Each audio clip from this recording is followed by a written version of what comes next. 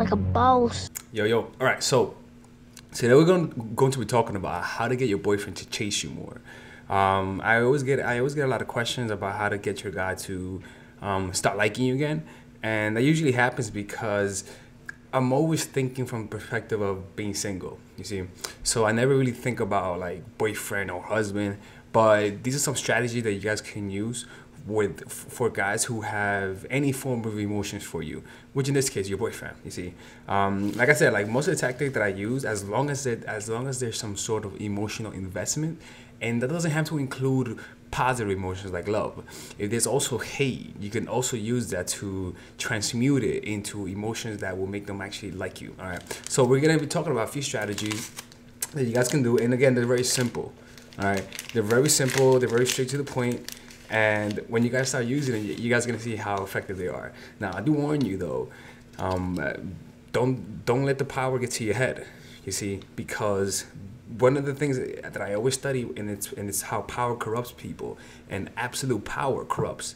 Which in this case, having control over someone's emotions, over what someone thinks about, over what someone's addicted to, is a very powerful thing and very exhilarating, and it could definitely corrupt you and cause you to use it to manipulate him and to get him to do the things that you want. All right, so with that in mind, have good intentions, and let's get started.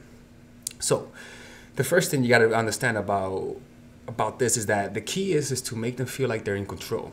That's the first key. You see, you have to give them that feeling that at one point or another that they have control. You see, either make them feel like you were unattainable and he managed to tame you, or make them feel strong in the beginning to lure them in and then take a step back. You see, by making them feel weak and allow that cycle to keep running throughout the course of the relationship. You see, because when there's a constant state that it usually gets stale. In this case, the state of I know she likes me. When he continually feels that, it becomes stale. So what was a peak in the past, which was your approval, now becomes a normal thing. And that's where people start to not appreciate people. And it's not because men not do that.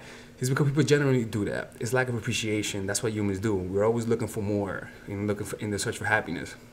So the key is in all of this is in holding back, learning how to hold back, always being a step behind where you really can be. You see, if you know that you really want to be in a relationship with him,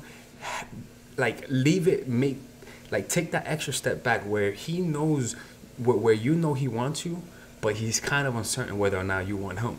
But you know deep down that you do. You're just using that space as leverage to make him work for something that he already has. You see?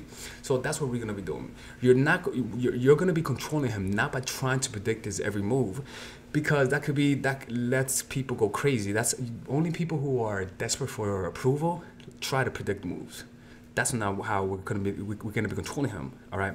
The work we're gonna be doing is by controlling his moods, how he feels, because your mood affects your decision making. You see, when you know his weaknesses, his sense of pride, his source of pleasure, and better yet, when you become those, when you become those sources of pleasure, sources of pride, rather than knowing what brings him happiness, becoming that source of happiness for him, you have full control of him, and he wouldn't even know him. You see, for example, if a country can control the people's, like, for example, like if a country can control what the people focus on, which in this case through the means of propaganda and warmongering, they can inevitably control a country to back them up in going into war. You see, like if they can control what the country focuses on by exclusively showing certain news feed, by talking about certain countries in a way that separates them and creates separation rather than unity, you can use that to instill fear. So then, in that point, by making them feel fear, bring the solution to war, and you'll have them backing you up. But you first had to control the mood, and then the decision making is controlled. You see what I'm saying? For example, the reason why that's important is because in a country, like when you're gonna go to war as a leader, you gotta have three things backing you up. If I remember right, it's the military. You see, the military, the people, and what's the other one? The military, the people, and you better have the resources. If one of the three is not there, whatever you're going towards is gonna fail. If you don't have the people, the country's gonna be split. So you're gonna have opposing sides. You're gonna have a war outside and a war inside. That's not how you win, all right? So, anyways, how are we going to be applying these tactics? You're going to be hoping not that he loves you. You see, you're not going to be hoping for the love that he's going to give you. You see, you're going to be creating a need so that he can love you. You see, you're not going to be reactive. You're going to be creating the need. You're going to be the one who's creating the demand. You see, in a very subtle way, while maintaining your innocence and impulse, acting as though you cannot control yourself around them. Acting aloof, even though you're not aloof, but acting aloof, so that he cannot blame you for someone who's manipulating him. All right, because it has to be passive. Passively controlling and manipulation is the highest form of manipulation. All right, so let's talk about this. All right, the first thing you could do for this is very simple. And mind you, he's your boyfriend. Playfully, don't kiss him. You see, for example, when he says, let's say he goes to work, right? You know, the usual is, bye, honey. You know, let's I'll see you later on. You know, when I come back at 5. You know, right when he's about to kiss you, he said, nope, not today. Go. You see, it's not like, no, you're not kissing me. Like, oh man, no, it's more playful. Like, not today. You're just gonna be like, what? But the point is to keep the air of I'm having fun. You see, so yeah, he's gonna be like, what the fuck? But at the same time, because you're maintaining the air of fun, he cannot really get mad at you. He's gonna be like, what is she up to? That's the way to do it, all right? And so what's gonna happen is that you could create that longing, and you could create that space by saying no to him playfully. You see? All right, so another one is give him space. Men never fall in love with you. They fall in love with the idea of you through the use of their imagination, all right? And in order for that to happen, in order to let their imagination go into work, there has to be a lack of stimulus. And in this case, you have to take a step back, all right? Let the guy use his imagination so he can start thinking of you. But in order for that, you have to have that space. Never let the other person take you for granted. Use absence, create pain, and create conflict. So that absence could also, the space, like I said, could come in the form of playfully saying no to him, right? And it could come in the form of not responding to some text messages. It could come in the form of not returning certain phone calls simply to do it on purpose so that he can start doubting himself. Now, I'm going to show you guys specific strategies you can use, but these are more of the fundamental principles, okay? Another thing you could do is join a salsa club. This is good. I'm telling you. If you notice that he's taking you for granted, joining a salsa club is very fun because when you join a salsa club, you can just tell him, hey, honey, I'm going to join a salsa club to learn dancing. You want to join? He has a little predicament here. One, if you join and he doesn't join, do you know what salsa means? It means people are dancing with you. It means that you're touching other people. You see, it means that you're laughing with other people. It means you're being led by other people, particularly men. So as a result, he's either gonna be jealous if you go alone. He's gonna be thinking of you. He's gonna be like, oh my God, I had so much fun in salsa. He's gonna be like, why did you have so much fun? You see, so joining a salsa club kind of creates a sense of jealousy to a certain degree. Now, it's even better if he goes. Why? Because when he goes, he's gonna see you being touched by other men because you're dancing. You gotta dance, right? But the point is that he's gonna see you being led by other men, smiling. Oh, Pedro, you're such a good dancer. You see, he's gonna be like, who's Pedro? You know, oh, fuck you, Pedro. You know, the little Spanish guy who can dance well. So, so that tends to, guys look at that. He's gonna be like, he's gonna look at that, and that tends to invoke jealousy. And when you invoke jealousy, you kind of rekindle the fire that a person has for you. You see? Turn him on throughout the week, and then randomly have sex with him in a random place. Like, the randomness is hot. For example, like I said earlier, remember when I said, like, when he goes to kiss you, you say no? You see, you're going to be doing that throughout for like a week, like literally denying him of whatever he's used to. You know, when he's used to having sex with you, you playfully say no. Playfully say no, not angrily. No, we're not doing nothing. It has to be playful. You see, because the key is it's a playful part, so that he doesn't get offended. So when you playfully do that, right, what tends to happen is that guys get very frustrated, you see. And when they get turned on and they don't get the release, it tends to control their minds, control their thinking, because that's all they're thinking about, especially if you become that source. So if you include that, but by creating space throughout the whole week, all right, he's going to be susceptible to whatever suggestion you have, because he has what you have, what he wants. So what you could do is this: if you're noticing that he's bored of you, now that he's in a state of I want you, and you really want to fucking like turn shit up, right? You can literally, when you're randomly in a public location, because he's turned on, have sex with him somewhere where you guys, of course, can't fucking get caught or go to jail, right? But the point is the exhilaration, the randomness. Like, wow, like out of all the spots you're gonna do it here, that's the point. You see, it's the randomness, the taboo, the taboo of it. You see, in most of our lives, a lot of the taboo are mostly repressed. You see, a lot of our taboo desires are repressed because of society. So what you have to do then is reconstruct them in a way that only you two are involved, and both of you guys won't get judged. And when you create that little environment of doing something that's taboo with someone, it creates like a little the connection that you feel with someone when both of you guys have a little secret per se. There you go, kind of like fucking up with my words, and it creates a bond. You see, so that's how you guys could do. The fifth thing, I like this one. This one's takes strategy, but it's fun. Cover your tracks. Okay. A lot of the times when we get suspicious of someone, this tactic, only use it if you haven't cheated on someone and if the person trusts you. Okay. A lot of the times when you're noticing that someone is taking a step back, you're usually suspicious. You see.